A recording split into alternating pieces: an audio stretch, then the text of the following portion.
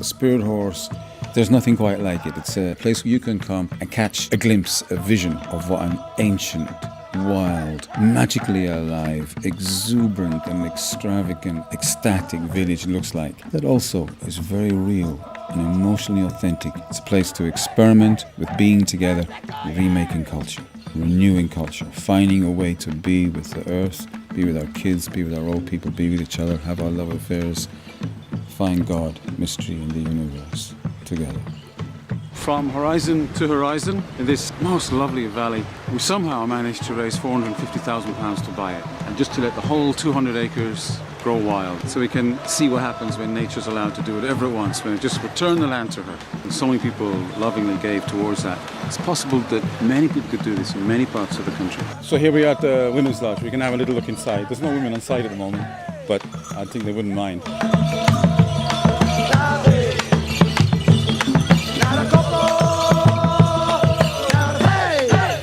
We love this structure. Women love it. Everybody loves it. We made it with grass and reeds. Come and have a look inside, but we need help to put a really good roof on it that will last. This size, this shape, we've used for ritual over and over and over these nearly 3 decades. This works. This is the right size. This is the right feel. The magic comes. You can hear the water in the background there while you're sitting by the fire. Fire and water, the sound and the crackle of both. Like all the other buildings here, this was made entirely by loving hands, enthusiastic people. Had a whole day with about 20 women bringing gravel from the river to make the floor. I've worked as a carpenter my whole life. I had to forget everything about how something was going to look. Ecstatic building is such a delightful approach. Reaching out, reaching for the sky, reaching for beauty, for some kind of glorious expression of creativity. It was hard at first to allow the extension of a timber to be what would be 6 inches, was 2 foot.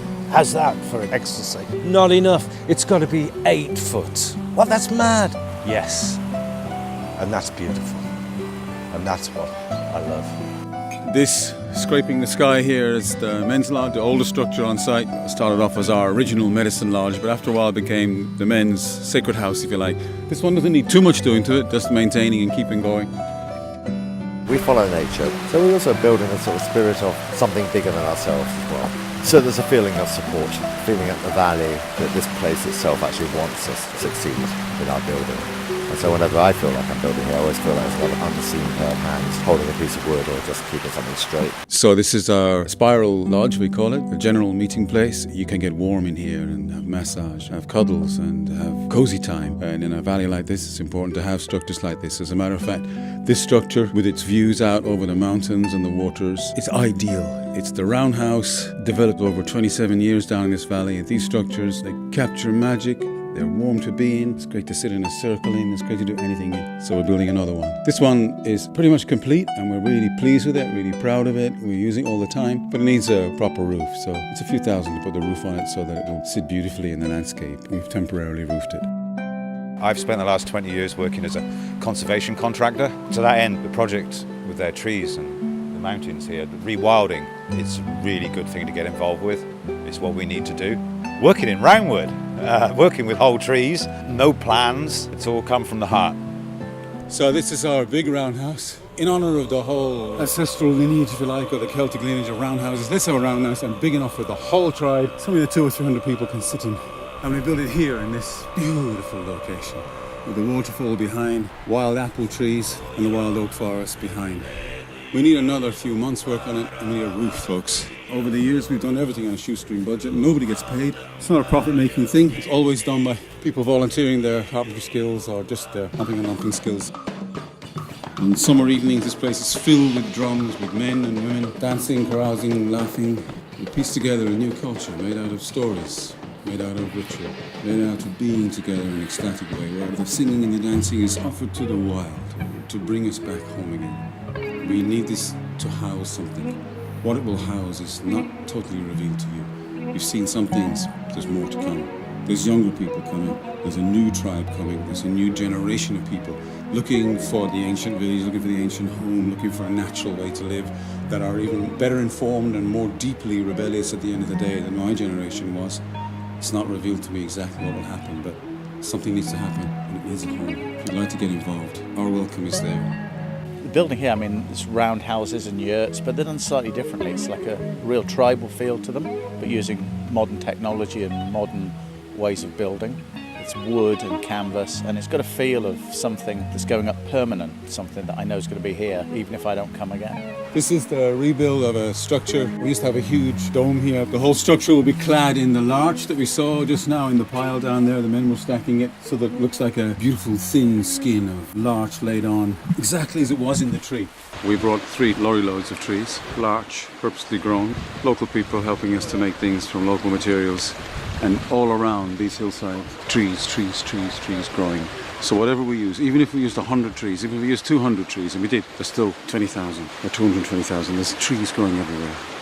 It starts with the forest, starts with the ancient, starts with nature, and then the humans take the little bit that they need. And whatever we take from those trees has to be made into something beautiful. It's done for love of the timber, for love of the trees, for love of making beautiful homes. So whatever we make out of it's got to be, it's honoured like that. But there is no life without death, but it can be done beautifully. Inside we're still working. Most of the work done in the month of May, 3 weeks. A dozen or so people all working happily together, all day, every day. 11 o'clock in the morning till 9 o'clock at night. That's our working hours, 7 days a week. That's how we normally build. With everybody seeing progress, everybody seeing a project actually happen in front of their eyes and something begun and then taken to completion.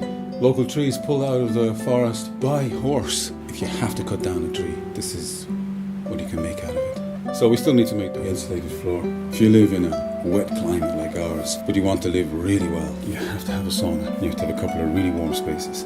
The rest of the time you can live in the open, you can live in the wind and the rain, you can enjoy all of it, you can live in teepees, but every now and again you need somewhere you can really get warm. Then you can live in style and grace and enjoy any kind of weather. But not to be insulated away from the elements, but somehow for them to be so close and yet you can be comfortable. It's not about being uncomfortable, it's becoming supremely comfortable with nature. Comfortable inside these lodges that still feel like nature. You're housed in a beautiful way.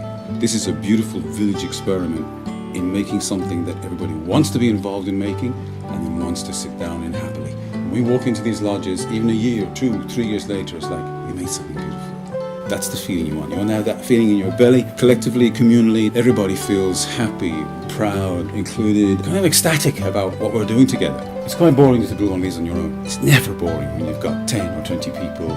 Some of them are cooking, some making the tea, and some doing the work, some doing the carrying, some doing the skill work. When everybody's working together, it's like, this is it. We've arrived. This is natural. This is how human beings are. It's how we like to be. This is home. It's a great experiment, and it keeps the door open on the possibility of such things existing. And many people come here with a kind of, wow, I didn't know that this was possible. It's important that people see what's possible, even get a glimpse of it. We begin to rediscover what the ancient village felt like and smelt like. So that's what we're kind of offering to the world.